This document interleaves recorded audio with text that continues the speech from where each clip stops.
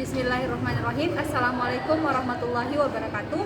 Perkenalkan, saya atas nama Rosmini, akhiran NIM 035 dari kelas PIAUD A. Di sini saya akan membahas materi mengenai prinsip kurikulum yang dikemukakan oleh Rusman pada tahun 2011 dan mengenai karakteristik manajemen kurikulum. Jadi menurut Rusman ada 5 prinsip kurikulum. Yang pertama adalah produktivitas. Artinya di sini adalah bagaimana kurikulum ini dikembangkan atau dilakukan di sekolah dengan mempertimbangkan hasil apakah bisa produktif di dalam dilaksanakannya kurikulum yang telah ditetapkan. Kemudian yang kedua adalah demokrasi, yakni adalah pelaksanaan manajemen kurikulum atau kerjasama antara pihak-pihak yang berhubungan dengan kurikulum tersebut, baik itu dari pemimpin sekolah, guru-guru maupun objek dari akan dilaksanakannya kurikulum ini. Jadi mereka harus mempunyai kerjasama yang baik atau demokratis. Kemudian yang ketiga adalah kooperatif. Artinya adalah di sini perlu adanya hubungan yang baik, kooperatif, jadi seimbang.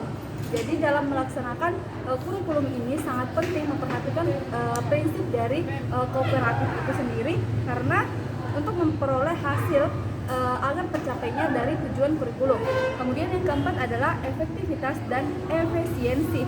Artinya di sini adalah dua hal ini harus tercakup di dalam pelaksanaan kurikulum, yakni adalah efektif dan efisien. Kemudian yang terakhir adalah mengarahkan visi, misi, dan tujuan.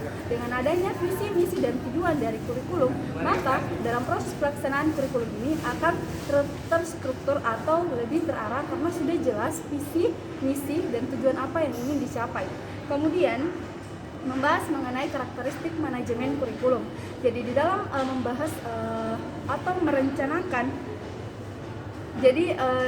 dalam karakteristik manajemen kurikulum, hal pertama yang harus diperhatikan adalah perencanaan dari kurikulum itu sendiri. Bagaimana kita merancang kurikulum? Yang pertama, kita harus dulu mengenali kurikulum seperti apa yang sesuai, yang bisa kita terapkan di sekolah tersebut. Sehingga dengan kita mengetahui kurikulum yang cocok atau yang sesuai, maka di dalam menentukan atau merancang kurikulum itu akan lebih mudah.